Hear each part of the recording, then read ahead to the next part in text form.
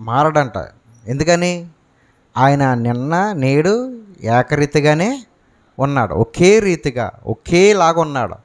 ఆయన మొన్న ఒకలాగా, నిన్న ఒకలాగా, ఈరోజు ఒకలాగా దేవుడు ఎప్పుడు మారడు. మనిషి అయితే ఏం చేస్తాడు? పరిస్థితులను బట్టి, అవకాశాన్ని బట్టి మారిపోతారు. కాబట్టి మనల్నే మార్చుకోమంటున్నారు. దాన్ని ఎలా మార్చుకోమన్నాడంటే, క్రీస్తుకు కలిగిన మనసును మీరును కలిగండి. అంటే యేసుక్రీస్తు వారి మనసు ఏంటంటే తండ్రి మనసును ఎరిగిన మనసు ఎవరిదంటే యేసుక్రీస్తు వారిది. కాబట్టి మీరు ఆయన మనసు మీకుంటే కనుక నన్ను మీరు అర్థం చేసుకుంటారు. ఎందుకు నేను ఈ మాటలు చెప్తున్నానంటే, దేవుని వాక్యంలో రాయబడిన అనేకమైన సంగతులు గనక మనం అర్థం అవ్వకపోతే దాంట్లో ఉన్న సత్యం మనకు తెలియదు. ఈరోజు ఒక మాట, 2 మాటలు నేను చదివిస్తాను, చదవండి ఒకసారి.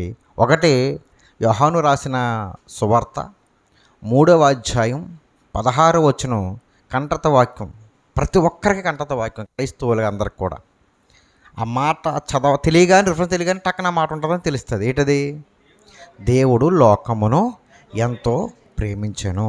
అది ఎంత అద్భుతమైన మాట. మనం ఎన్నోసార్లు చెప్పుకుంటాం, దేవుడు లోకాన్ని ఏం చేస్తాడంట?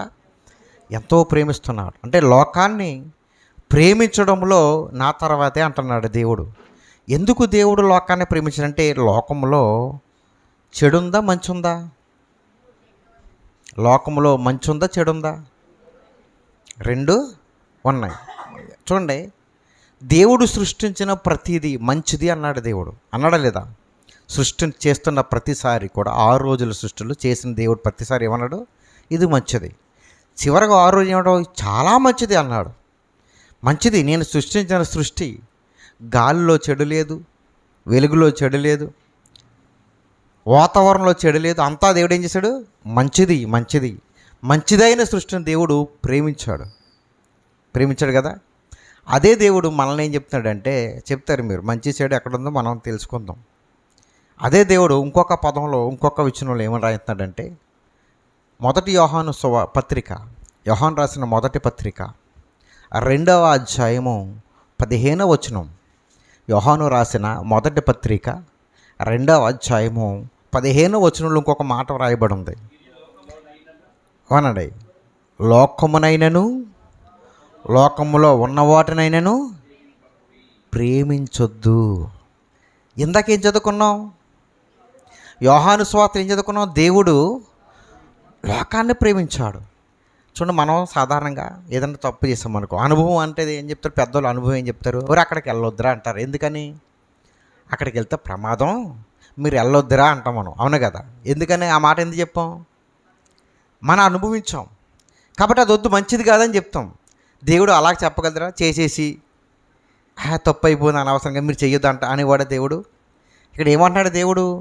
నేను లోకాన్ని ఎంతో, దేవుడు ప్రేమించే లోకాన్ని మనిషితో ఏం చెప్తున్నాడు? అదే మాట, మీరు లోకాన్ని ప్రేమించొద్దు.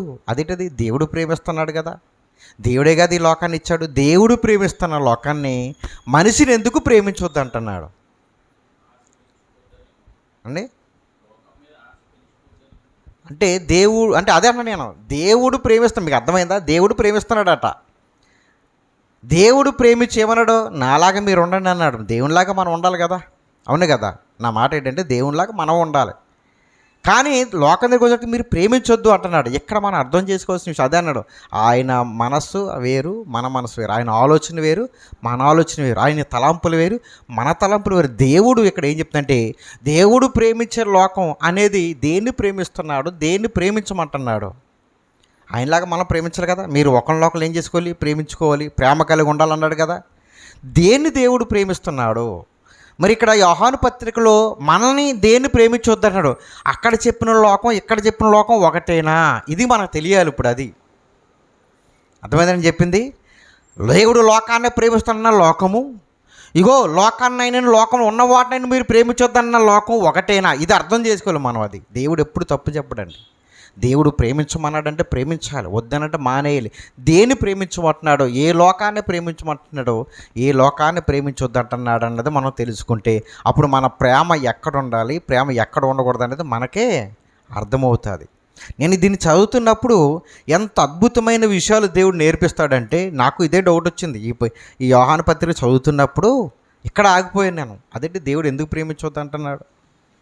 మరి అక్కడేమో ప్రేమించమన్నాడు కదా, ప్రేమించమన్న దేవుడు ఇక్కడ ప్రేమించొద్దన్నాడు. అంటే ఆయన ప్రేమించిన లోకం ఏంటి, మనల్ని ప్రేమించొద్దన్న లోకం ఏంటి, ఇది మనం అర్థం చేసుకోవాలి.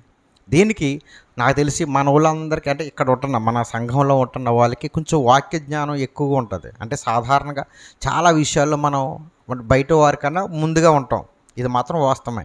ఇప్పుడు లోకాలు ఎన్ని ఉన్నాయి? 3. ఏంటిది? మొదటిది పరలోకం, భూలోకం, పాతాళలోకం కదా. ఇవి మనకు తెలుసు. ప్రతిదాని గురించి కూడా మనం నేర్చుకున్నాం. పరలోకంలో ఎవరు ఉంటారు? దేవుడు ఉంటాడు. భూలోకంలో ఎవరు ఉంటారు? మనం ఉంటాం. పాతాళలోకంలో ఎవరు ఉంటారు? చనిపోయిన ఆత్మలు. అది చనిపోయిన ఆత్మలు ఉంటాయి, అంతేనా? ఇవి మనకు తెలుసు, మనకు ఒక క్లారిటీ ఉంది, దాని మీద ఒక అవగాహన ఉంది. ఇప్పుడు దేవుడు ఈ పదాలు పరలోకం గురించి కాదు, అవునా, పాతాళలోకం గురించి కాదు, దేని గురించి? ఈ భూలోకంలో మనం ఉన్నాం కాబట్టి. మనం ఉండే లోకం ఈ భూలోకం, అంతే కదండి. మనం ఉండేది మనకిచ్చింది దేవుడు, ఇచ్చింది దేవుడు మన కొరకు ఏర్పాటు చేసింది. 6 రోజులు దేవుడు కష్టపడి ఆయన చేతుల కష్టార్జం చేత ఆయన చేతులతో చేసుకున్నది ఈ భూలోకం. అమ్మ, అర్థమవుతుందా మీకు? కొంచెం అర్థం అవ్వాలి. అర్థమైతేనే ఓహో ఇదా అండి అర్థమవుతుంది. అర్థం అవ్వలేదనుకో ఏం తెలియదు. ఇంకా కన్ఫ్యూజ్ లేకుండా కొద్దిగా మనసు పెట్టి అర్థం చేసుకోండి. దేవుడు 6 రోజులు ఈ భూ ప్రపంచం మన కంటికి కనపడుతున్న ఇది దేవుడి యొక్క 6 రోజుల కష్టార్జితం. ఆయన మనకిచ్చిన గొప్పది. అంటే ఇందులో దేవుడు పాపాన్ని పెట్టాడు భూలోకంలో. పాపం ఎప్పుడు ప్రారంభించబడింది? ఎక్కడ ప్రారంభించబడింది? అది ఆదాము అవ్వల దగ్గర అన్నది పొరపాటు. పాపము ఎవరు చేశారు? మొట్టమొదటిగా అపవాది. ఎక్కడుండి చేసింది? మరలా దేవుని స్థానం దగ్గర, సభాపర్వతం దగ్గర. దానికి అదే స్థానం ఇచ్చాడు దేవుడు. నా సభాపర్వతం దగ్గర నువ్వు ఉన్నావు. నీలో పాపం లేనప్పుడు, యెహెజ్కేలు 28వ అధ్యాయం ఉంటుంది కదా, 11 నుంచి. నీలో పాపం లేనప్పుడు, నేను చెప్పాను ఇంతకుముందు అపవాది గురించి 3 వారాలు చెప్పాను. నీలో పాపం కనబడనప్పుడు నువ్వు నా సభాపర్వతం దగ్గర ఉన్నావు. మండుచున్న రాళ్ళ మధ్య నువ్వేం చేసావు? సంచరించావు. పరిశుద్ధంగా ఉన్నావని చెప్పాడు. అక్కడ నేను చూడలేంది నీలో నాకేం కనపడ్డదంటే లోపల నువ్వు ఒక వ్యాపారం లాగా పాపాన్ని ఏం చేసావు? పెంచుకున్నావు. దేవుడు అప్పుడే దాన్ని ఏం చేయడంటే మరణానికి దాన్ని అప్పచెప్పేశాడు. ఎవరిని? అపవాదిని. మరణం ఎలాగొస్తుంది? పాపం వల్ల వచ్చే జీతము మరణం. తెలుసు కదా. మరణం అంటే ఎన్ని రకాలు? 2 రకాలు. ఒకటి భౌతిక మరణం, రెండోది ఆత్మీయ మరణం. ప్రమాదకరమైనది ఏది? ఆత్మీయ మరణం. భౌతిక మరణంలో ఈరోజు మనం ఖచ్చితంగా ఏదో ఒకరోజు ఈ దేహాన్ని ఏం చేయాలి? మనం విడిచిపెట్టి వెళ్ళాలి. ఈ దేహాన్ని ఖచ్చితంగా, ఎంత గొప్పవాడా అవనివ్వండి, ఎంత చిన్నవాడా పెద్దవాడా, మనం అనుకుంటాం ఏదైనా యాక్సిడెంట్ జరిగిందనుకో సాధారణంగా అలాగ వెళ్ళకపోతే బాగుని అంటాం, మనం అక్కడ ఉండకపోతే బాగుని అంటాం. కానీ అక్కడ లేకపోయినా ఏం జరుగుతుంది? ఆ సమయం వచ్చేసరికి నీ టైం అయిపోతే ఎక్కడున్నా చక్కగా మంచం మీద పడుకున్నా కానీ సౌఖ్యంగా ఉన్నా ఖచ్చితంగా ఈ దేహాన్ని విడిచిపెట్టి వెళ్తాం. కానీ రెండవ మరణం ఉంది కదా, అది స్వయంకృత అపరాధం. అది అంటే మన క్రియల మీద ఆధారపడిన మరణం, అది మన చేష్టల మీద ఆధారపడిన మరణం, అది మన చేతులారా తెచ్చుకున్న మరణం. ఏదంటే రెండవ మరణం. అది కావాలంటే మన తప్పు చేస్తేనే వస్తుంది, చెయ్యకపోతే మన దగ్గరికి రాదు. అర్థమైందా?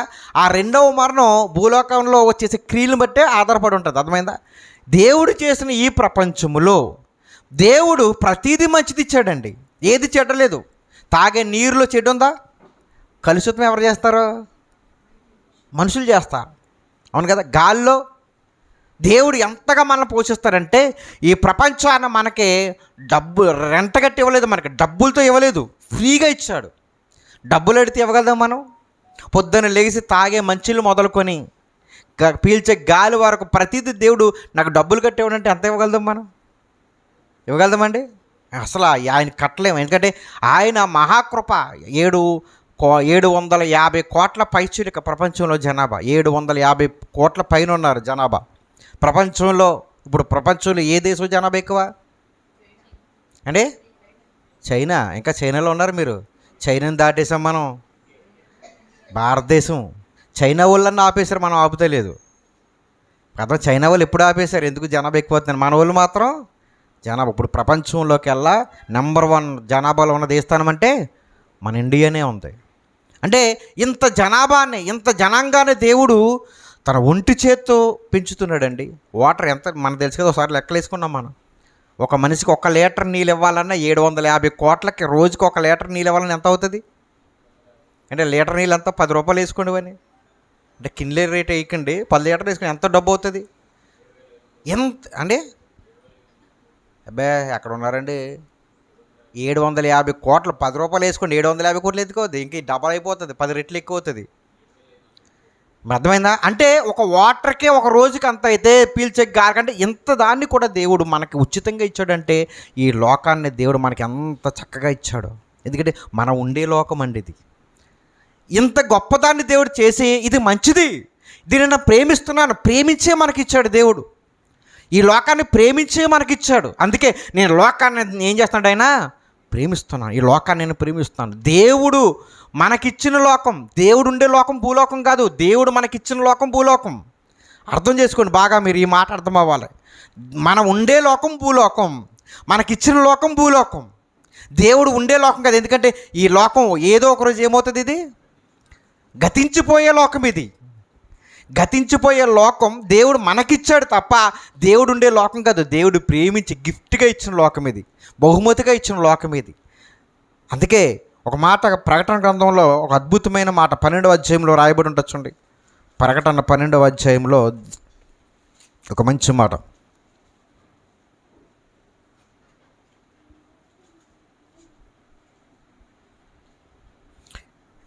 పన్నెండవ అధ్యాయంలో ఇక్కడ భూలోకమును చూసి దేవుడు ఆనందించునన్న మాట ఉండొచ్చు చూడండి. ఇక్కడ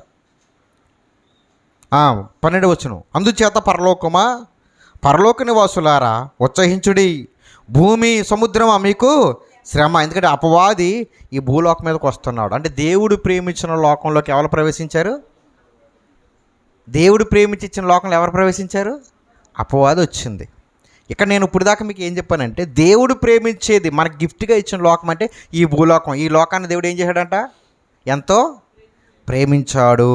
ఇది మనముండే లోకాన్ని ప్రేమించాడు దేవుడు. ప్రేమించి మనకేం చేశాడంటే గిఫ్ట్గా ఇచ్చాడు, బహుమతిగా ఇచ్చాడు.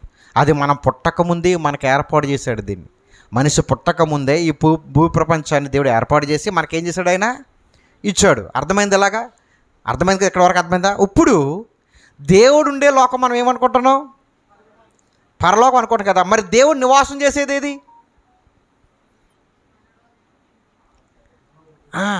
కరెక్ట్ మాట ఏదండి? మానవ దేహం. ఎందుకని? నేను ఇక్కడ మనకు తెలిసింది ఎందుకనంటే ప్రతి అవయవం, మొదటి కొరింథీయులకు రాసిన పత్రికలో అద్భుతమైన మాట రాశాడు చూడండి. ప్రతి అవయవము దేవుడు తన చిత్తానుసారముగా ఇక్కడ పెట్టాను అంట చూడండి. మొదటి కొరింథీయులకు రాసిన పత్రిక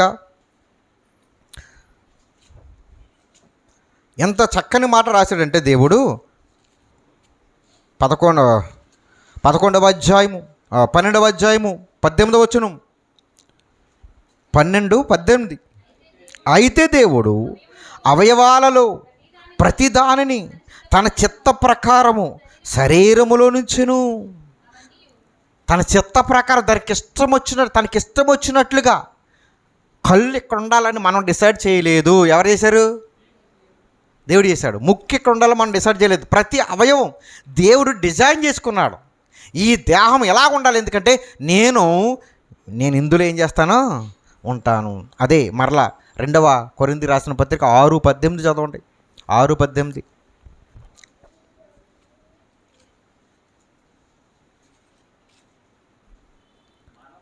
మనము చదవండి. అదే మనము జీవము గల దేవుని ఆలయమై ఉన్నాము. అందుకు దేవుడు ఇలాగూ సెలవిచ్చుచున్నాడు, నేను వారిలో నివసించి. అబ్బా ఎంత అద్భుతం అండి! నేను వారిలో ఏం చేస్తానంట? ఆయన నివసించి సంచారం కూడా చేస్తాడట. మనం ఈ భూలోకంలో నివాసం ఉంటున్నాం, ఏం చేస్తున్నాం? సంచారం చేస్తున్నాం. మీకు అర్థమైందా? కానీ దేవుడు మనలో ఉండి మనలో సంచారం చేస్తున్నాడు. దేవుడు ఉండే లోకం ఏది ఇప్పుడు? దేవుడు నివాసం ఉండేది ఏది? మన దేహం. మన దేహం. దీన్ని దేవుడు తన హస్తాలతో చేసుకుంటున్నప్పుడు దీన్ని ఎంత పరిశుద్ధంగా ఇచ్చాడండి దేవుడు, ఎంత పరిశుద్ధంగా పవిత్రంగా ఇచ్చాడు. కానీ దేవుడు అంటున్నాడు, ఇందా చదువుకునే కదా, 1 యోహాను పత్రిక 2వ అధ్యాయము 15, 16, 17 వచనాలు చదువుదాము. ఇప్పుడు దాని గురించి అర్థమవుతుంది, ఎంత అద్భుతంగా అర్థమవుతుంది చూడండి. మీకు అర్థమైందా? భూలోకం మనకి దేవుడిచ్చిన ఒక బహుమానం, దేవుడిచ్చిన ఒక గిఫ్ట్ మంచిగా ఇచ్చాడు. దీన్ని దేవుడు ప్రేమిస్తున్నాడో మనల్ని ప్రేమించమన్నాడు. మొక్కల్ని ప్రేమించాలా ద్వేషించాలా? జంతువులను ప్రేమించాలా ద్వేషించాలా? ఇతరులను ప్రేమించాలా ద్వేషించాలా? ప్రతిదాన్ని ఇష్టపడాలి కదా, దీన్ని చేయమన్నాడు. కానీ దేవుడి నివాసం ఉండే లోకం ఆయన ఒక్కడే కాదు, అందులో నివాసం ఉండేది. ఈ దేహంలో దేవుడు ఒక్కడే ఉంటాడా? మనము కూడా ఉంటామా? మనము ఆయన కలిసి నివాసం ఉండేది ఏదంటే మానవుని యొక్క దేహం. ఇది దేవుడు తన చేతులతో చేసుకున్నాడు. చోళాలి గర్భమందు, ప్రసంగి గ్రంథంలో చోళాలి గర్భమందు ఎముకలు ఏ రీతిగా నిర్మించబడుతున్నాయో ఎవరికి తెలియదు, ఎందుకంటే అది చేసేది దేవుడు. యోబు చెప్తాడు, నువ్వు నన్ను చేసిన రీతి నేను చూస్తే నాకు ఆశ్చర్యము కలుగు, భయము.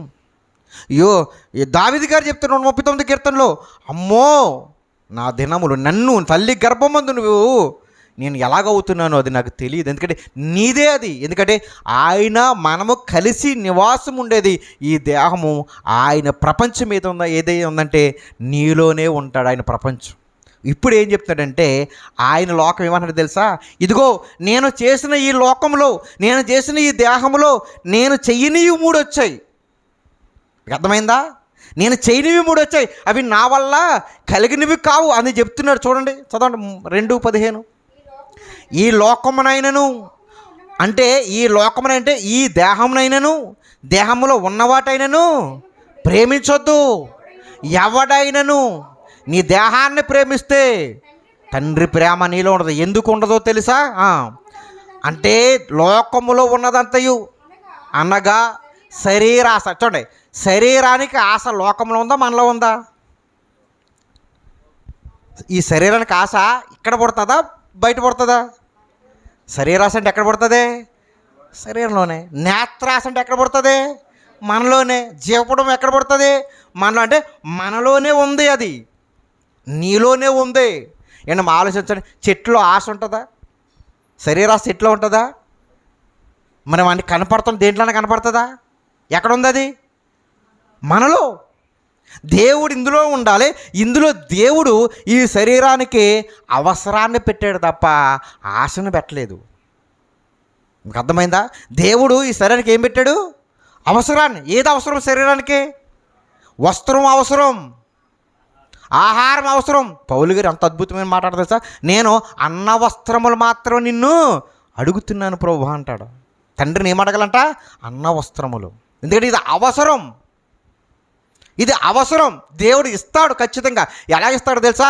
ఇదిగో మీరు ఆకాశ పక్షులను చూడండి, అవి విత్తవు, కొయ్యవు, అవి కొట్లలో దాచుకోరు, అయినను నేను అట్లా ఏం చేస్తున్నాను? వాటికన్నా మీరు శ్రేష్ఠులు. మిమ్మల్ని నేను పోషించనా? నేను పోషించగల సమర్థుణ్ణి. ఆహారం కొరక నేను పోషిస్తాను, నా మీద ఆధారపడండి. నేను మీకు తండ్రిని అయ్యా. తండ్రి యొక్క ఆలోచన ఎలా ఉంటుంది? తండ్రి ఆలోచన కుమారులకి, తల్లి ఆలోచన కుమారుకి ఎలా ఉంటుంది? తండ్రి ప్రేమ, తల్లి ప్రేమ దేవుళ్ళు నిక్షిప్తమై ఉన్నాయి. కొడుకు అడుగుతాడండి, అమ్మ ఇలా అన్నం వండినాక ఆకలి అవుతుందని అడుగుతాడా? అడగడం. తల్లి అడగక ముందు, వంట దాకా వెళ్ళక ముందు తండ్రి సరుకులన్నీ సమకూరుస్తాడు. తల్లి వంటగా మార్చి పిల్లలకి అరే రండి టైం అయింది, భోజనం చేయండి అంటుంది. అలాగే దేవుడు మన అడగక ముందే మన కళ్ళ ముందు అన్ని దేవుడు సమకూరుస్తున్నాడు. సమయానికి వర్షాలు పడతాయి, సమయానికి పంటలు పండుతాయి, సమయానికి ప్రతిదీ ఎందుకు జరుగుతుందంటే మనల్ని పోషించే దేవుడు. ఈ దేహానికి అవసరాన్ని దేవుడు ముందే పెట్టాడు. నీకు ఏది అవసరమో నాకు తెలుసు. కానీ ఈ అవసరం పోయి ఏమొచ్చేసింది అక్కడికి?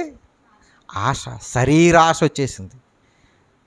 భార్య అవసరం, భర్త అవసరం అని దేవుడు ఒంటరిగా ఉండకూడదు, వీళ్ళకి అవసరమని ఒకరిని ఒకరు ఇచ్చి మీరిద్దరు చక్కగా ఒకే మాట మీద ఉండి ఇద్దరు కలిసి జీవించండి అని దేవుడు పెడితే ఈ దేహానికి ఏం పెట్టుకున్నాం మనం? అవసరం పోయి ఏమొచ్చింది? ఆశ కలిగింది. ఇది దేవుడు పెట్టాడా? లేదు. అందుకే ఇది నా వల్ల కలిగినవి కావు. ఈ దేహాన్ని ప్రేమిస్తే దేహం అవసరం మానేసి ఏం చేద్ద తెలుసా? కోరికలను అడుగుతుంది. అవసరం మానేసి ఇది ఏమవుతుంది? దీన్ని ప్రేమిస్తున్నామనుకో, ఇది అవసరం కానీ ఏమడుగుతుంది? ఆశకి వెళ్ళిపోతుంది శరీరం. ఈ కళ్ళుకి నేను చూడమనేది అప్పచెప్తే ఈ కళ్ళు ఏం కోరుకుంటుంది? ఆశకి వెళ్ళిపోతుంది. ఆశ ఇది నా వల్ల కలిగినవి కాదయ్యరా, నేను పెట్టలేదర్రా. అదే దేవుడు చెప్తున్నాడు అనమాట. ఈ కంటికి నేను అవసరం పెట్టాను, కానీ ఇది ఏం చేద్దా? ఆశకి వెళ్ళిపోయింది. ఈ కన్నునైనను మీ దేహాన్నైనను, ఎందుకంటే కళ్ళు గురించి ఎందుకు ప్రత్యేకంగా స్పెసిఫిక్గా దేవుడు చెప్పాడంటే అండి, దేహానికి కన్ను ఏమై ఉందంట? దీపం. దేహానికి కన్ను దీపము. నీ కన్ను చెడుదైతే నీ దేహం అంతా ఎందులోకి వెళ్తుంది? చీకటిలోకి వెళ్ళిపోతుంది. చీకటిలోకి వెళ్ళిపోతుంది. నీ కన్ను ఎంత బాగా కాపాడుకుంటే నీ దేహం వెలుగులో ఉంటుంది. నీ కన్ను ఏమైంది? నీ దేహానికి దీపం. నీ కన్ను మంచిదైతే నీ దేహం మంచిగా ఉంటుంది. నీ కన్ను చెడిందైతే చెడు. ఎందుకంటే ప్రారంభంలోనే ఈ కళ్ళు నా నుండి మిమ్మల్ని ఏం చేసే? దూరపరిచాయి. కళ్ళే, అంతే కదండి. ప్రతిరోజు చూస్తుంది మంచి చెడులు ఇచ్చే వృక్షఫలాన్ని. ప్రతిరోజు ఆదాము చూస్తున్నాడు, అవ్వ చూస్తుంది. ఏ రోజు వాళ్ళకి తప్పు అనిపించలేదు. ఏ రోజు ఎప్పుడైతే ఈ దేహంలోకి, ఈ దేహం దేవుడు ఉండే ఈ ప్రపంచంలోకి ఎప్పుడైతే ఆశ కలిగిందో, ఈ ఆశ నేత్రంలోకి రాగానే నేత్రాలు కూడా ఏమంటే ఇది మంచిది చెడ్డదాన్ని ఎలా చూపెడుతుంది? కళ్ళు మంచిగా చూపెడుతుంది, చెడ్డది కానీ కళ్ళు ఏం చూపెడుతుంది? మంచిది. ఆహారం యొక్క మంచిది. చూడండి, మొదటి ఆదికాండం 3వ అధ్యాయంలో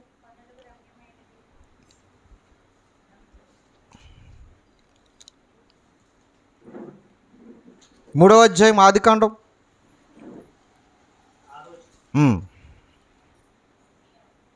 చదవండి. ఆ వృక్షం ఆహారముకు మంచిదియు, కన్నులకు అందమైనది, వివేకమునిచ్చు రమ్యమైనది అయ్యుండుట చూచినప్పుడు చూడండి, కంటికి బాగా కనపడుతుంది. అది కావాలని కోరుకోగానే ఈ దేహంలోకి ఏమొస్తుంది? చీకటి వస్తుంది. వెలుగుగా ఉన్న ఈ దేహంలోకి ఏమొస్తుంది? చీకటి. అంటే కన్ను, అంటే ఈ శరీరానికి ఎప్పుడైతే ఆశ వచ్చిందో ఈ ఆశ కంటిలోకి వస్తుంది. ఈ కంటిలోకి ఎప్పుడైతే వచ్చిందో ఏమనుకుందో తెలుసా? నేను దేవతవలే అయిపోతాను. ఎవరు మాట్లాడుతున్నారు ఆ అమ్మంతో? అపవాది ఎవరు? దేవదూత. నా వలే అయిపోతారు అనగానే నేను అపవాదిలాగా అయిపోవాలి. అలాగే అయిపోతుంది జీవకుటుంబము. నేను ఒక స్థాయిలోకి వెళ్ళిపోవాలి. నన్ను అందరూ చూడాలి, నన్ను అందరూ మెచ్చుకోవాలి, నేను అందరికీ హెడ్గా ఉండాలి, నేను ఉండాలి. ఇదే జీవకుటుంబం. నేను అనేది ఎప్పుడైతే మనసులోకి వస్తుందో ఇవి దేవుడు పెట్టినవి కావు. అందుకే చెప్తున్నాడు అనమాట, శరీరాశ నేత్రాశ జీవకుటుంబం నేను పెట్టలేదు మీలో. ఆ లోకాన్ని మీరు ప్రేమించొద్దు. నేను దాన్ని ప్రేమించడం, మీరు కూడా ప్రేమించొద్దు. చదవండి యోహాను పత్రిక 2. శరీరాశయు నేత్రాశయు జీవకుటుంబమును తండ్రి వల్ల పుట్టినవి కావు, అవి లోక సంబంధమైనవే. లోకమును దాని ఆశయు లోకము దాని ఆశ. చూడండి బాగానండి, ఇక్కడ ఇది అద్భుతమైన మాట అండి. లోకము దాని ఆశ ఏమైపోద్దంట? అంటే ఈ దేహం ఏమైపోతుంది? గతించిపోయేది. తన ఆశ గతించిపోద్ది, ఆ శరీరం గతించిపోద్ది. కానీ ఎవడైతే అందులో ఉండి, ఆ దేహంలో ఉండి ఎవరైతే దేవుని చిత్తాన్ని జరిగిస్తారో వాడు నిరంతరం నిలుచును. అద్భుతమైన మాట అండి దేవుడు ఆలోచన. ఈ లోకములో ఉన్న నీవు దాని ఆశ గతించిపోద్ది, దేహం గతించిపోద్ది, ఖచ్చితంగా గతించిపోతుంది. కానీ నువ్వు అందులో ఉన్న దాని ఆశ గతించుకోకుండా దాని యొక్క ఆశని, దాని యొక్క నేత్రాశ కానీ, దాని జీవకుటుంబాన్ని కానీ, దానికి కావాల్సిన దాన్ని నువ్వు చేయకుండా ఉంటే ఖచ్చితంగా నువ్వు దేవుని చిత్తాన్ని నెరవేరిస్తే కనుక నువ్వేమిటో నిరంతరము నా దగ్గర ఏం చేస్తావు? నువ్వు నీ వాసం ఉంటావు. ఇంతకన్నా అద్భుతమైన లోకాన్ని నీకు ఇస్తాను, ఇంతకన్నా చక్కని లోకాన్ని నీకు ఇస్తాను దేవుడు చెబుతున్నాడు. ఎందుకు అంటున్నాడంటే ఈ లోకపు నటన ఏమైపోతుందంట? నటన ఎక్కడుంది చెప్పండి? నటన ఎవరిలో ఏముంది? మనుషుల్లో ఉంటుందా ప్రపంచంలో? ఏంటి ఆలోచించండి. కుక్క ఎప్పుడైనా నటిస్తుందా? జంతువులు ఎప్పుడు నటిస్తాయండి? చాలా ఇలాగ ఉంటాయి. నటించేది ఎవరో? అదే అన్నాడు, ఈ లోకం అంటే మనుషుల నటన ఏమైపోద్దంట, గతించిపోతుంది. అందుకే కొన్ని కొన్ని వచనాలు ఇస్తాను, చక్కని మాటలు ఎంత అద్భుతమైన ఉంటుంటే యాకోబు రాసిన పత్రికలో కొన్ని మాటలు ఉంటాయి చూడండి. యాకోబు రాసిన పత్రిక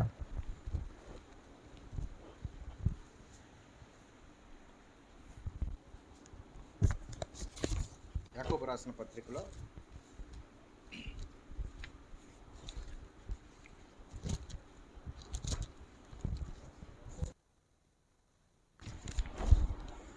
4వ అధ్యాయం 4వ వచనం, వ్యభిచారులారా ఈ లోక స్నేహం దేవునితో, ఈ మాట ఎలాగ అర్థం చేసుకోవాలి? ఈ లోక స్నేహం అంటే లోకంలో మనం ఎవరితో స్నేహం చేస్తాం? చెప్పండి. లోకంలో మన స్నేహం ఎవరితో ఉంటుంది? ఫ్రెండ్స్కి మన గొడవ వస్తే వద్దని మానేస్తాం, అవునే కదా? ఫ్రెండ్స్తో మానేస్తాం, వీలుంటే అమ్మ నాన్నతో మానేస్తాం, అవసరమైతే భార్యతో కూడా మానేస్తాం, ఒంటరిగా ఉంటాం కదా. అప్పుడు ఎవరితో స్నేహం చేస్తాం? మనం ఎవరితోటి? దేవుడితో స్నేహం చేసినోడు ఎంతమంది ఎందుకు గొడవ పడతాడు? నేను అదేనా, దేవుడితో స్నేహితుడు అందరిని ప్రేమిస్తాడు, మనతో మనం ఏం చేస్తాం? ఖచ్చితంగా ఉంటాం. అందుకన్నాడు మనల్ని ప్రేమించుకూడతాడు. ఈ యొక్క దేహంతో మనం ఏం చేయకూడదంట? స్నేహం చేయకూడదు, అది మంచిది కాదు. దీంతో స్నేహం చేస్తే ఏం చేద్ది తెలుసా? దీంతో స్నేహం చేస్తే మీరు చూడండి, కరెక్ట్గా 9 అయ్యేటప్పటికి చూడండి, మన అలవాట్లు, ఈ దేహానికి కొన్ని అలవాట్లు చేసామనుకో, మందు కానీ స్మోకింగ్ కానీ, చూడండి సిగరెట్ అలవాటు అయిందనుకో, కొంతమందికి ఉదయమే సిగరెట్ తాగకపోతే ఎక్కడికండి, బాత్రూమ్కి వెళ్ళలేరు. అంటే ఇది ఏమవుతుందంటే సిగరెట్ అంటుంది. ఇది అప్పుడు ఏమి, ఖచ్చితంగా దీనికి ఏమవ్వాలాడు? స్నేహితుని పెంచాలి. ఆ టైంకి తాగకపోతే ఏమొచ్చిపోతుంది? ఈ దేహం షేక్ వచ్చేస్తుంది అండి. వస్తుందరా చాలామందికి,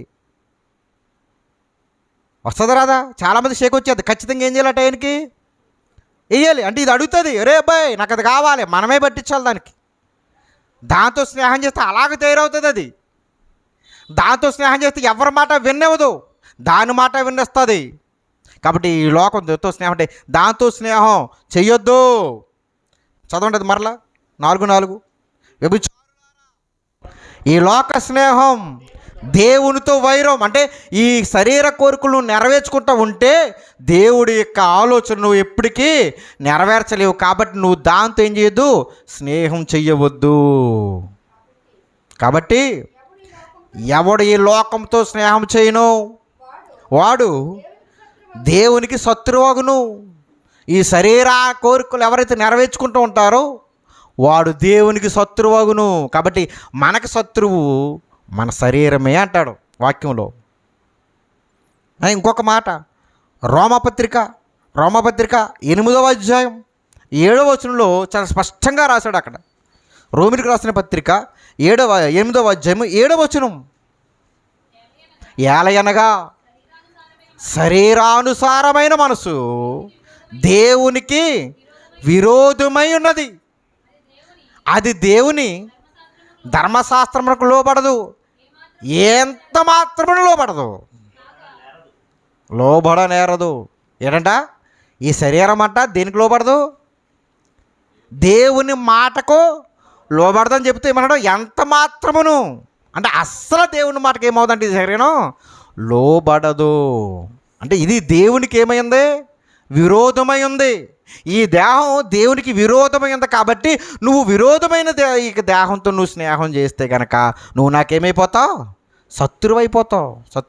కాబట్టి ఈ దేహంతో నువ్వు ఎప్పుడు ఏం చేయొద్దు? దాని మాట నువ్వు వినొద్దు. నీ మాట అది వినాలి తప్ప నువ్వు దాని మాట. మనల్ని ఎందుకు పెట్టాడు ఈ దేహంలో అంటే దేవుడు ఈ దేహాన్ని ఇచ్చి, దేహంలో ఈ లోబడని యొక్క నియమాన్ని కూడా పెట్టి మనకెందుకు ఇచ్చారంటే ఈ దేహాన్ని ఎవడైతే లోపరుచుకుంటాడో వాడు ఈ లోకాన్ని జయించినట్లు. ఒక మాట ఉంటుంది కదా ప్రకటనలో, ఈ లోకాన్ని జయించిన వాడు అంట కదా, దేవుని పరదేశంలో ఉన్న జీవక్ష అంటారు కదా. లోకాన్ని ఏం జయించాలి? మనల్ని మనమే జయించగలగాలి. అది మనలో ఉన్న కోరికలు మనం జయించగలగాలి. ఇది కావాలనుకున్నది ఇవ్వకుండా ఏదైతే దేవుడు ఇచ్చాడో దానికి ఈ దేహాన్ని ఎవడైతే లోపరుచుకుంటాడో, అందుకే చూడండి టాప్ టు బాటమ్ అరికాళ్ళు మొదలుకొని నడినెత్తి వరకు ప్రతి అవయము గురించి దేవుడు దాని యొక్క విశిష్టత గురించి బైబిల్లో వ్రాయించాడు. కళ్ళు గురించి రాయించాడు, చెవి గురించి రాయించాడు, ముక్కు గురించి రాయించాడు, నాలుగు గురించి రాయించాడు. అవి ఎవ్వడం లోపరుచుకోలేరు కాబట్టి మీరు లోపరుచుకోండి వాటిని అన్నాడా? నాలుగు గురించి రాశాడు, చేతుల గురించి రాశాడు, కాలు గురించి రాశాడు. నీ కాలు నీ మాట అనకపోతే ఏం చేయమన్నాడు దేవుడు? నరికే. నీ చేతుల్ని మాట అనకపోతే ఏం చేయి? నరికే. అవి మామూలు కాదు, దేవునికి విరోధంగా నిన్ను మార్చుకోండి. నువ్వు నరికే. ఆ ప్రపంచం వద్దు, ఆ లోకం వద్దు. దేవుడు ఎంత స్పష్టంగా మాట్లాడుతున్నాడండి ఈరోజు. కానీ మనం ఏం చేస్తాం? ఎవరితో మానేస్తా, కానీ మన మాట అంటాం కదా, నేను ఎవడ మాట విన్నాం అండి. అంతేనా? ఈ సినిమా డైలాగ్ చెప్తారు కదా, ఏమని? నేను ఎవడ మాట విన్నాం. ఒకడేమంటాడు, నేను అస్సలు దేనికి తగ్గడాట. నేను అంతేనా? దేవుడు తలుచుకుంటే విన్నపోడు కదా, మోకాలు ఏం చేస్తాడు అంతే. ఎవరైనా సరే విన్నో అని విర్రవిగితనం వచ్చిందంటే దేవుడు ప్రతి వాడిని మోకాలు ఏం చేస్తాడు? దేవుడు ఒంగోబెట్టేస్తాడు. దేవుడి దగ్గర ఎంత స్పష్టంగా దేవుడు మాట్లాడతాడు. ఇంకొక మాట చదువు, యాకోబు రాసిన పత్రిక 1వ అధ్యాయం 14వ వచనం. ప్రతివాడును తన స్వకీయమైన దురాశల చేత, చాలు, ఇది మంచి అద్భుతమైన మాట అండి. ఇది ప్రతివాడును దేవుడికి విరోధంగా ఎలాగవుతున్నాడంట? తన స్వకీయమైన దురాశ. దేవుడిచ్చే దురాశ కాదు, స్వకీయమైన సొంతంగా దురాశ కలుగుతుంది. దాని ద్వారానే దేవుడికి ఏమైపోతున్నాడంట? దూరం అయిపోతున్నాడు. ఆ ఆశ ఎక్కడ పడుతుంది? మన ఈ లోకం. మళ్ళీ ఈ లోకమని ఎవరి మీద పడకండి, మనలోనే. ఇదే దేవుడు అంటున్న లోకం, మనం నివసిస్తున్న లోకం ఏది తెలుసా?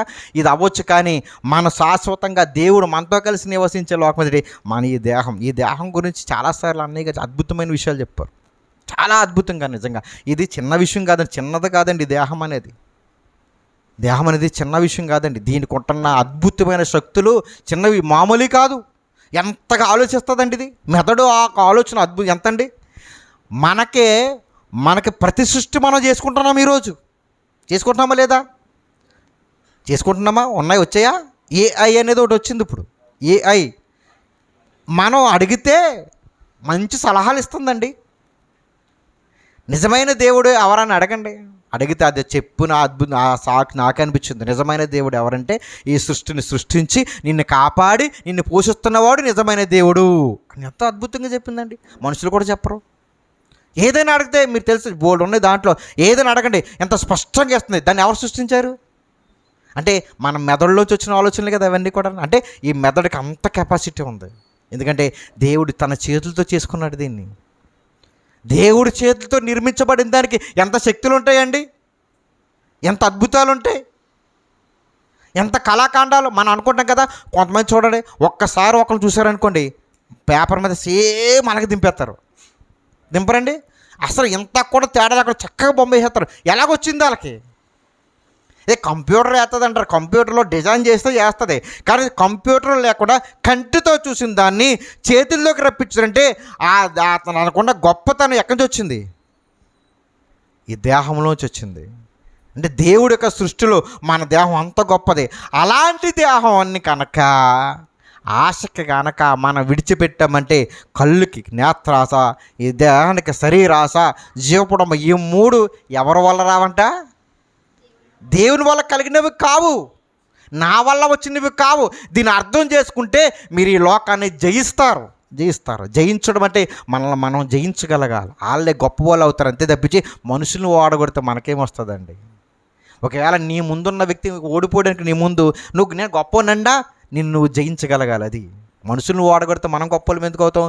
మనల్ని మనం ఓడిపోగలగాలి దేవుని ముందు. అది దేవుని ముందు ఎంతంటే మనం తగ్గించుకోగలగాలి. అది యేసుక్రీస్తు అంటే వారే తండ్రి అయిన దేవుని దగ్గర ఎంతగా తగ్గించుకున్నారు. 5:7 హెబ్రీ రాసిన పత్రిక మనం ఎప్పుడు చదువుకుంటాం, 5వ అధ్యాయం 7వ వచనం. ఎంత అద్భుతమైన మాట అండి అది. శరీరధారి అయిన దినాలలో ఎప్పుడంటది? ఈ శరీరంలోకి యేసుక్రీస్తు వారు వచ్చిన తర్వాత ఆ శరీరంతోనే ఆయన ఎంత తగ్గించుకున్నాడు తెలుసా? మహారోదనతోనూ కన్నీళ్లతోనూ తను మరణము నుండి రక్షింపగలవానికి ప్రార్థనలను యాచనలను సమర్పించి భయభక్తులు కలిగి ఉన్నందున ఆయన అంగీకరించబడండి. ఈ దేహంలో యేసుక్రీస్తు వారు ఉంటున్న రోజుల్లో ఈ దేహాన్ని ఆయన ఏం చేశాడు తెలుసా? భయభక్తులతో పెంచాడు ఆయన. ఆశకి వెళ్ళకుండా రాజుని చేస్తారనగా ఆయన ఏం చేశాడు? నాకు వద్దు అని పరిగెట్టుకొచ్చాడు. రాజుని చేస్తాకోతే యేసుప్రభు ఏమన్నారు? వద్దు. ఎందుకంటే ఈ రాజు అయిననుకో ఈ దేహానికి ఏమవుతుంది? ఆశ కలుగుతుంది, ఆశలు వస్తాయి, కోరికలు వస్తాయి. దేవుడు నాకు కోరికలు పెట్టలేదు, నాకు ఆశలు పెట్టలేదు, నాకు అవసరాలే పెట్టాడు దేవుడు, అంతే. అవి వస్తాయి, వచ్చాయనుకో నేను దేవునికి ఏమైపోతాను? విరోధునైపోతాను. చూడండి, సాతాను అపవాదు వచ్చి యేసుక్రీస్తు వరకు ఏం చూపించింది? ఈ లోకపు రాజ్యం మహిమనంతటి చూపించింది, నీకు ఇస్తాను, కోరికలు చూపించింది. బట్ ఆయన నాకు వద్దు అన్నాడంటే, దేవుడు నాకు వద్దు అన్నాడు. మరి మనమైతే ముందే ప్లాన్లు వేసుకుంటాం కదా. మనం ఇది కావాలి, దేవుని అడిగేది కూడా మనం ఇది కావాలి, అలాగుంటే బాగుంటానేమో, ఇలాగైతే నేను గొప్ప అవుతామో, ఇవి మనం అడుగుతాం. అదే అన్నాడు, ఇవి నా వల్ల కలిగినవి కాదల్లా. మరలా ఒక్కసారి యోహాను రాసిన పత్రిక 2వ అధ్యాయము 15 ఇప్పుడు చదవండి, ఇప్పుడు బాగా అర్థమవుతుంది అది.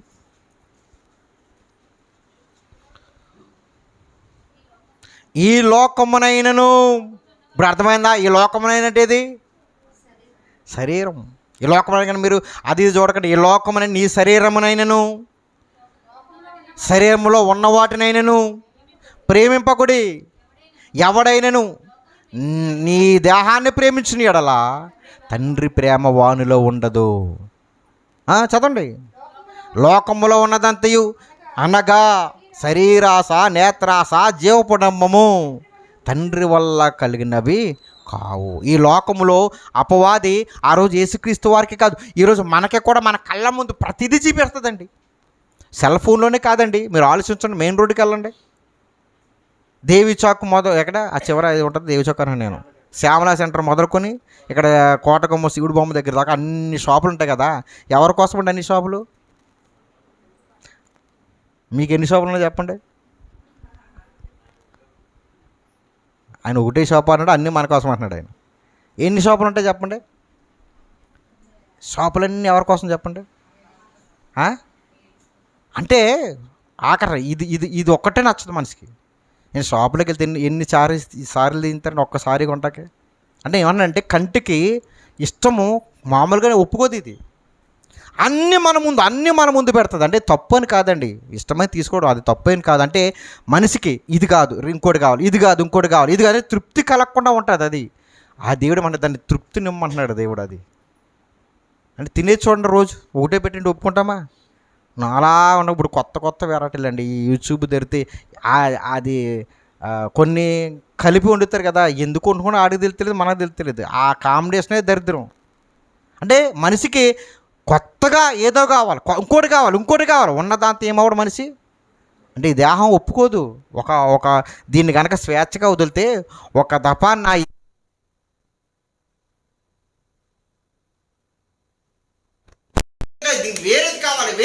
వేరేది కావాలని నన్ను తీసుకెళ్తూనే ఉంటాడు. అక్కడికి వెళ్ళొద్దన్నాడు దేవుడు.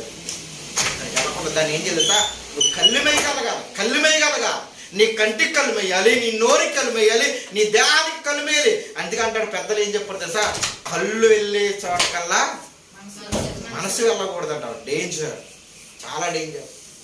ఎక్కడో మూల ఉండేవాడు సౌలు మహారాజు. దేవుడు తీసుకొచ్చి అతని రూపాన్ని చూసి ఏం చేయడంటే రాజుగా చేశాడు. రాజుగా అయిపోయిన తర్వాత దేవుడు ఒకసారి వచ్చి నిన్ను రాజుగా దింపేస్తానంటే ఒప్పుకున్నాడా?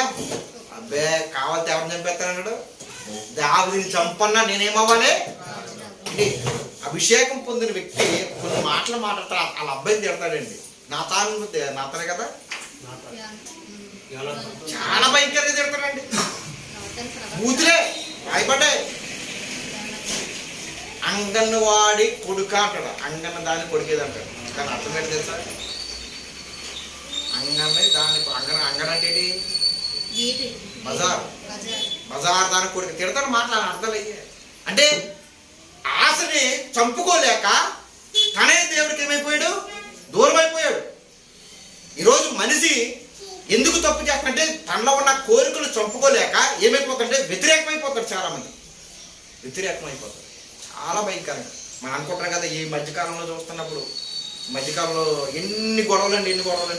అంటే ఆ అమ్మాయి వాళ్ళ తల్లిని చంపేస్తుందని, ఇంకా చాలా భయంకరంగా ఉన్నాయండి.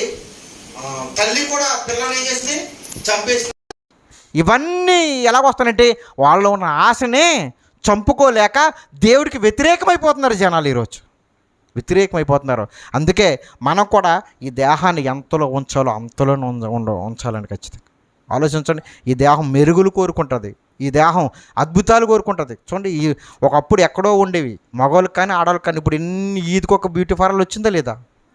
వచ్చిందా లేదా? ₹1000 ఖర్చు పెడుతున్నామా లేదా? ఇప్పుడు నేను ఒకవేళ ఆన్లైన్లో వస్తుంది ఏదైనా దాని గురించి మాట్లాడితే ఏదైనా కేసు అవుతుందని మాట్లాడతలేదు నేను. ఆయన ఎవరు పాప మల్లెపూల గురించి అంటేనే ఏమైంది, ఇప్పుడు బోల్డ్ కేసులు పెట్టేస్తున్నారు. అంటే జాగ్రత్త చెప్తున్నారు అన్నమాట. అంటే మన దేహాన్ని గనక మన సరైన మార్గంలో పెట్టకపోతే మనం దేవునికి ఏమైపోతుంది తెలుసా? విరోధం అయిపోతామండి. విరోధం. మన కళ్ళు చాలా జాగ్రత్తగా ఉంచుకోవాలండి. అందుకే దేవుడు ఎంతో స్పష్టంగా మాట్లాడాడు. నీ కన్ను నీకు అడ్డు పెడితే నీ కళ్ళు ఏం చేయమన్నాడు ఆయన? పెరికేసుకో. రెండు కళ్ళు పోయి 2 కళ్ళు కలిగి నరకంలో ఉండేదానికన్నా కళ్ళు పోగొట్టేసి ఎక్కడ ఉన్నాడు ఆయన? పరలోకంలో ఉండవయ్యా, అది బెస్ట్ నీకు. అంత ఘోరమైన నిర్ణయాలు ఎందుకు తీసుకున్నాడు దేవుడు? ప్రమాదం. అందుకే దాని గురించి స్పష్టంగా రాశాడు దేవుడు. చదవండి ఒకసారి, అది మరలా చదవండి. నేను ఇంకొక మాట చెప్పి ముగిస్తాను. యోహాను పత్రిక, అదే ఇంకొక మాట చదవే, ఇంకొక అద్భుతమైన మాట ఉంటుంది. రోమపత్రిక 12వ అధ్యాయం 2వ వచనం. రోమపత్రిక 12వ అధ్యాయము 2వ వచనం. మీరు, ఇది ఇంకా అద్భుతం అండి, మీరు ఈ లోక మర్యాదను అనుసరింపక. చూడండి, ఈ లోక మర్యాదను ఏం చేయకూడదు మనం? మరి లోక మర్యాద అంటే ఏది? మీకు అర్థమైందా? లోక మర్యాద అంటే ఏది? ఈ శరీరానికి అలవాట్లు మీరు ఏం చేయొద్దు, అనుసరింపక ఉత్తమమును అనుకూలమును సంపూర్ణమై ఉన్న దేవుని చిత్తమేదో పరీక్షించి తెలుసుకున్నట్లు మీ మనస్సు మరీ నూతమగునట్లుగా రూపాంతరము చెంది. ఆ మొదటి వచనంలో ఏమనుంది? ఆ మొదటి వచనంలో ఇంకా అద్భుతమైన మాట. కాబట్టి సహోదరులారా, పరిశుద్ధమును దేవునికి అనుకూలమైన, చూడండి, దేవునికి అనుకూలంగానే ఉండాలి మీ దేహం. దేవునికి అనుకూలమైన సజీవ యాగంగా మీ శరీరాలను ఆయనకు సమర్పించండి. మన శరీరాలను బ్రతికుంటుండగానే దేవునికి ఏం చేయాలంట? మనం సమర్పించండి సజీవ యాగంగా. అంటే ఈ శరీరానికి ఉన్న కోరికలు చంపేసి. యాగం అంటే ఏంటి? సరే, యాగాలు ఉన్నాయి కదా మనకి. ఒక యాగం పేరు చెప్పండి. ఇతని యాగం అండి, అశ్వయాగం. ఓకే, రాజులు చేసేది అశ్వయాగం. అంటే గుర్రాన్ని ఏం చేస్తారో చంపేస్తారు. ఇంకా అంటాం కదా చాలానే. అంటే యాగాలంటే చంపేయడమే. యాగం అనగా దానికి మనం ఆహుతి అయిపోవడం. దేవుడు అంటున్నాడు, మీ శరీరాలనే, ఆ యాగం ఈ యాగం కాదు, మీ శరీరాలనే అనుకూలమును ఉత్తమమును పరిశుద్ధమును దేవునికి అనుకూలమైన సజీవ యాగంగా మీ శరీరాలను ఆయనకు సమర్పించండి. ఎందుకంటే దానికి ఈ శరీరానికి ఒక మర్యాద ఉందంట. ఈ లోక మర్యాదను అనుసరింపక ఈ శరీరానికి ఒక మర్యాద ఉంది. ఏ మర్యాద తెలుసా? మీరు పొద్దున్న కనుక లేకుండా అలవాటు చేస్తే 9 అయినా లేకరు. దీనికి ఉంటాను మర్యాద. లెగుతుందా? లేకదు. ఇంకా టైం వచ్చిందనుకో ఎవరు వచ్చినా లేకరు పైకి. లేదా కొంతమంది అంటారు పెద్దోళ్ళు వచ్చి లేకుండా అంటారు. కానీ మనం తప్పక లెగుస్తాం. కానీ నిజంగా శరీరానికి అప్పచెప్తే ఈ శరీరం ఎవరైనా లెక్క చేస్తుందా? ఎవరైనా లెక్క చేయదు. అలా అయిపోద్దండి ఇది. అలా తీసుకుపోద్ది మనల్ని. అలాగా దాన్ని వద్దు అని చెబుతూ సజీవ యాగంగా మీ దేవుడికి ఏం చేయండి? దీన్ని సమర్పించండి. పరిశుద్ధంగా సమర్పించండి. దేవుడికి ఇష్టంగా సమర్పించండి. ఎందుకంటే ఆయన మీలో పెట్టింది అవసరమే తప్ప కోరిక కాదని దేవుడు స్పష్టంగా మాట్లాడుతున్నారు. అందుకే శరీరాస నేత్రాస చెప్పడము నా వల్ల కలిగినవి కావు, మీలో ఉన్న వాటిని దీన్ని ఏం చేయండి, మీరు చంపేసి దీన్ని జయించండి. అప్పుడు దేవుడు ఉండే లోకంలో మనకి ప్రవేశించడానికి ఆయన మనకి అర్హతనిస్తాడు. అటువంటి కృప పరిశుద్ధాత్మ దేవుడు మనందరికీ దయచేయను గాక. చిన్న ప్రార్థన చేసుకుని ముగించుకుందాం. పరిశుద్ధుడైన మా తండ్రి, ప్రేమ కలిగిన మా దేవ, ఇంతవరకు నాతోనూ మీరు మాట్లాడినందుకు నీకు వందనాలు. నీ చిత్త ప్రకారంగా మేము నడుచుకునే భాగ్యాన్ని మాకు దయచేస్తే